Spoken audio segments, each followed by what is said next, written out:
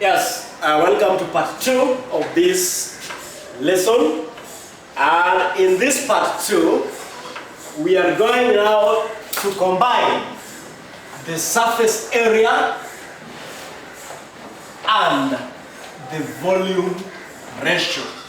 We are going to have the surface area and the volume ratio. Surface area and the volume ratio.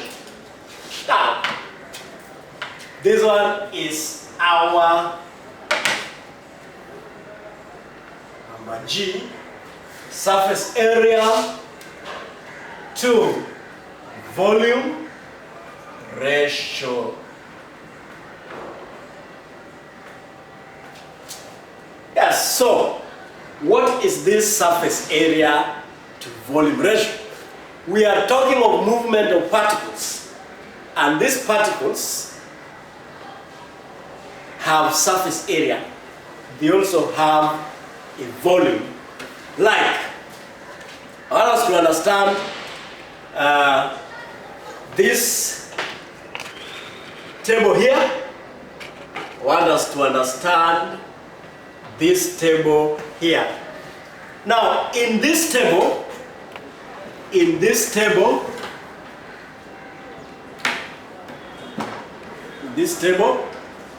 we have different objects. These cubes represent particles.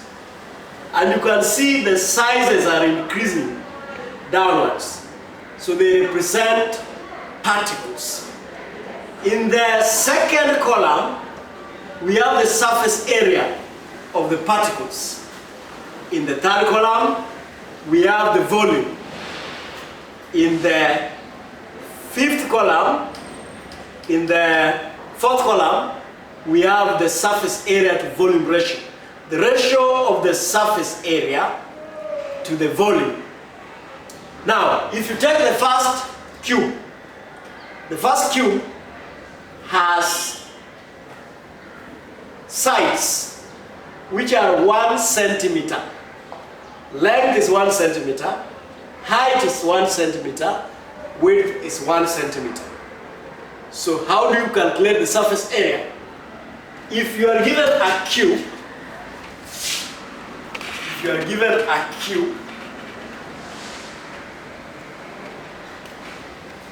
which is 1 centimeter, 1 centimeter, and 1 centimeter. How do you calculate the surface area? So the surface area will be length times width. Length times width. You get the area of one surface. But how many surfaces we have? We have 6. 1, 2, 3, 4, 5, 6. So times 6. Meaning it is 1 times 1 times 6. This one will give us 6 centimeter squared. Then we come to volume. Come to the volume. How do you get the volume of this? Length times width times height. So it will be length times width times height, which is 1 times 1 times 1. That will give us 1 centimeters cube. Then we have volume ratio,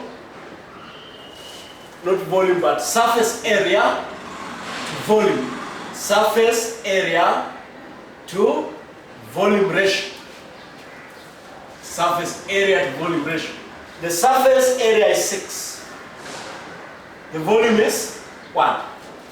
So this one will give us 6 is to 1.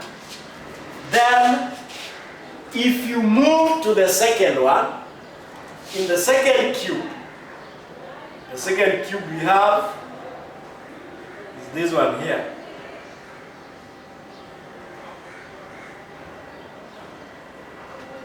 Now, the second cube we have 2 centimeters, 2 centimeter, 2 centimeter. We do the same thing. Surface area is length times width times 6 surfaces. So length is 2 centimeters, width is 2 centimeters. 2 times 2 times 6. That is 4 times 6, 24 centimeters cubic. Square. Then we have length times width times height, which is 2 times 2 times 2. 2 times 2 is 4. 4 times 2 is 8. 8 centimeters cubic. So we have 24 is to 8, which is 8 goes there 1, 8 goes in 24 3 times. So that is 3 is to 2. The surface area to volume ratio is 3 is to 2. Yes, now, so that is how we get the surface area. And I'm saying these particles, these cubes represent diffusing particles. The cubes represent diffusing particles. So if you go down one, as the cubes becomes larger, the surface area also increases. The volume also increases.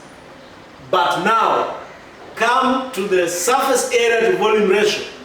The surface area to volume ratio decreases. Look at this small volume, small cube. The small cube has the largest surface area to volume ratio, 6 is to 1. The second cube has a surface area to volume ratio of 3 is to 1. The third cube, which is third largest, has a surface area of 2 is to 1. The fourth largest has a surface area of 1 is to 1. The fourth largest has a surface area of 1 is to 2. What does this one tell you? This one shows that as the particles increases in size, then the surface area to volume ratio become smaller. Smaller particles have larger surface area to volume ratio. Smaller particles have smaller surface area to volume ratio. So, you have understood that table. The question is, how is that one important when it comes to diffusion? Now, this one important when it comes to diffusion because when an organism or when particles have small surface area to volume ratio, then the rate of diffusion will be higher. So we say the higher the surface area to volume ratio, the greater the rate of diffusion. And when the surface area to volume ratio is smaller, then the rate of diffusion is slower. So, the rate of diffusion is higher in smaller organisms where we have small, light surface area to volume ratio. While the rate of diffusion is smaller where we have small surface area to volume ratio. This one means that small organisms expose a large surface area to volume ratio as compared to large organisms. Therefore, the rate of diffusion is higher in small organisms due to their large surface area to volume ratio. Now, if you have a small organism, then a large surface area is in contact with the environment compared to its volume. But when you have a large organism like an elephant, it will have a small surface area in contact with the environment. Large parts of the body will not be in contact with the environment. Look at the elephant. A large body, large tissues, large percentage of body tissues are hidden from the environment, deep inside the body. But when you have something like amoeba, those tiny amoeba, bacteria, those tiny substances, those microscopic organisms, they have a large surface area of the body in contact with their surrounding. So that is what the table tells us. That one brings us to the end of our class.